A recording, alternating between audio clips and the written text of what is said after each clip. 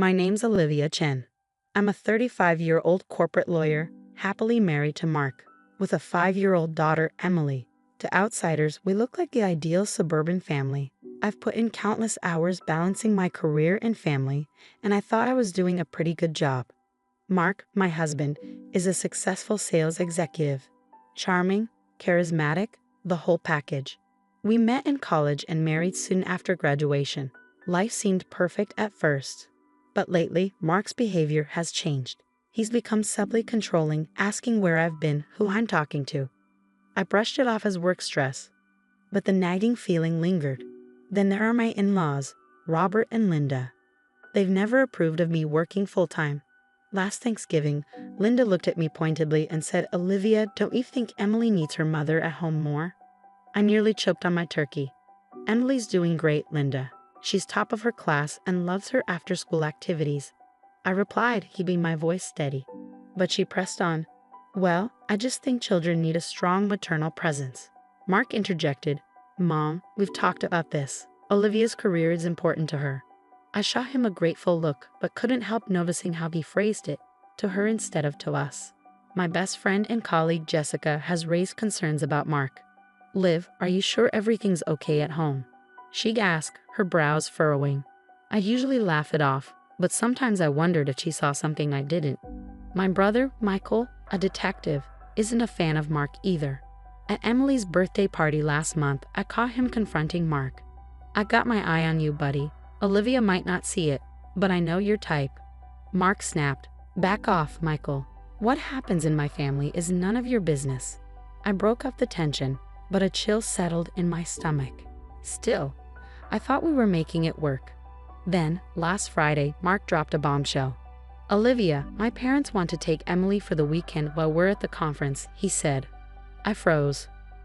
"Mark, you know I'm not comfortable leaving Emily with them for that long." He wagged it off.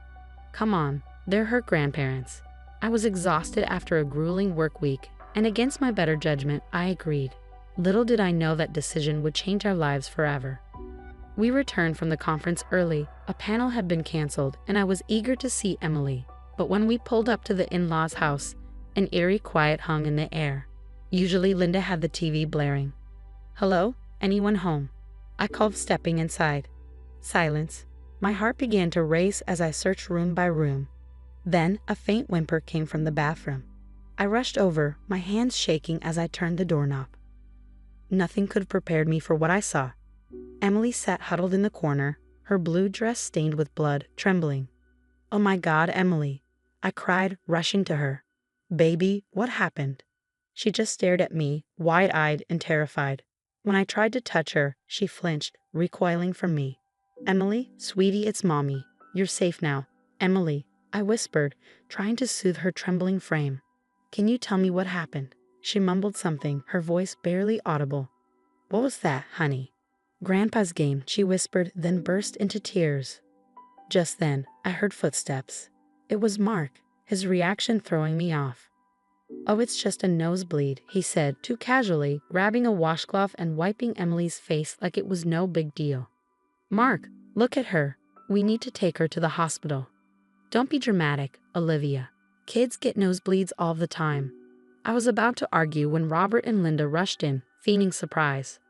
"Oh dear, what happened?" Linda gasped, her tone barely convincing. "That's what I'd like to know," I said, feeling my lawyer instincts kick in. "Where were you two?" Robert stammered. We just stepped out for some groceries." "Both of you? And you left a 5-year-old alone?" Mark cut in. "Olivia, I'm sure there's a reasonable explanation. Let's not jump to conclusions." I couldn't believe what I was hearing. I looked down at Emily and noticed faint bruises on her arms that hadn't been there before.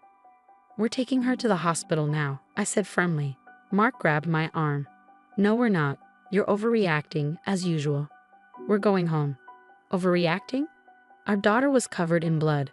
It's handled, Olivia." "Drop it." The drive home was tense. Emily sat silently in the back seat while Mark kept insisting I calm down. But I couldn't shake the feeling that something was terribly wrong. When we got home, I tucked Emily into bed. She clung to me like her life depended on it. "Mommy's here, baby. You're safe now," I whispered, fighting back tears. Once she was asleep, I slipped out of her room and texted Jessica and Michael. Whatever was going on, I needed help. I was going to get to the bottom of it. No one messes with my child and gets away with it. The weeks following that nosebleed incident were a nightmare. Emily wasn't sleeping, waking up from horrific nightmares, crying, "No, Grandpa, no." Every time, it shattered me. I started noticing things I'd missed before. How she flinched when Mark raised his voice. How she'd go silent at any mention of her grandparents. During lunch one day, I confided in Jessica. "Jess, I think something happened to Emily at my in-laws. Mark's acting strange, and Emily's terrified." Jessica grimaced. "Liv, I've always had a bad feeling about Mark. Remember when he accidentally broke your phone because you were out late?" I nodded, my stomach churning. "What do I do?" "Gather evidence. I have a friend who can set you up with some hidden cameras." That night, after Mark fell asleep, I installed tiny cameras around the house and slipped a GPS tracker into his car. It felt wrong, but I had to protect Emily. Days later, while reviewing our finances, I discovered an unfamiliar bank account. "Mark, what's this account?" I asked, trying to keep my voice steady. He snatched the laptop. "It's nothing, just a work account." "Work stuff that needs $50,000 in cash withdrawals?" His eyes flashed with anger. "Stay out of it, Olivia." "I mean it." That's when I knew I had to dig deeper. I called Michael, filled him in, and he promised to look into Mark's background. A week later, Michael arrived at my office with a grim look. "Olivia, you're not going to like this. Mark has a history of domestic violence complaints. They were mysteriously dropped." I felt like I'd been punched. "There's more, isn't there?" Michael nodded. "Your father-in-law, he's got shady connections. I think they're involved in something illegal." That night, I waited until Mark was in the shower and checked his emails. What I found made my blood run cold. He and his parents had been discussing handling me if I got too nosy. Worse, there were unsettling mentions of Emily. The next morning, I called Linda, feigning innocence. "Linda, Emily's been having nightmares about some game with Grandpa. Any idea what that's about?" There was a long pause before she answered, "Oh, you know how kids are. Their imaginations can run wild." "Really? Because this seems like more than just imagination." "Olivia," she replied, her voice cold. "Don't make a fuss over nothing. It's not good for the family." I hung up, my hands shaking. They were all in on whatever was happening. It was hurting my baby girl. Over the next few days, I devised a plan. I needed to get Emily out, gather enough evidence, and bring these monsters down. But I had to be smart. One wrong move, and I could lose everything. That night, as I tucked Emily in, I whispered, "Don't worry, baby. Mommy's going to fix this. I promise." I kissed her forehead, bracing myself for what was to come. The next morning, I woke up early, my heart pounding. I had to play it cool. One slip, and everything could crumble. Morning on, I greeted Mark with a forced smile. I was thinking, maybe Emily could have a sleepover at Jessica's tonight. Give us some alone time. Mark looked surprised but nodded. "Sure, why not?" I dropped Emily off at Jessica's, hugging her tightly. "Be good, sweetie. Mommy loves you." Back at home, I took a deep breath and confronted Mark. "We need to talk." "What about?" His tone immediately turned defensive.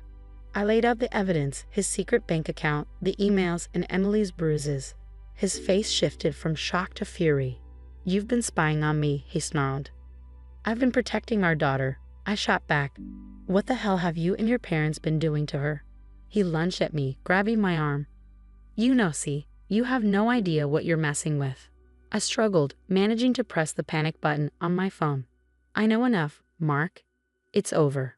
His eyes widened as he realized what I'd done. Just then, the door burst open. Michael stormed in with a team of officers. NYPD, hands where we can see them.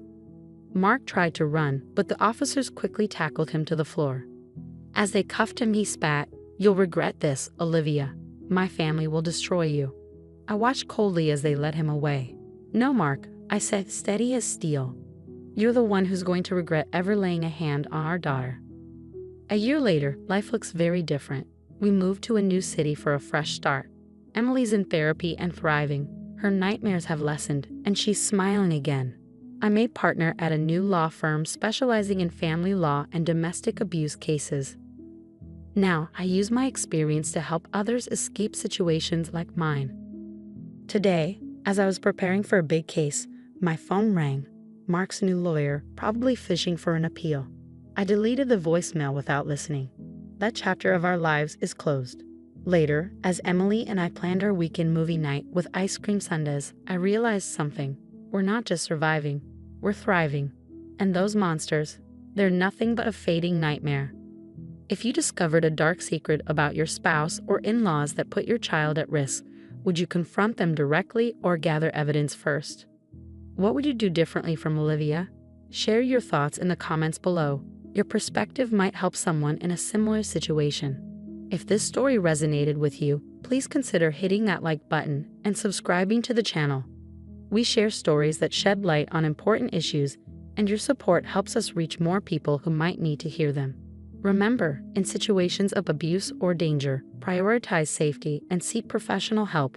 No one should face these challenges alone.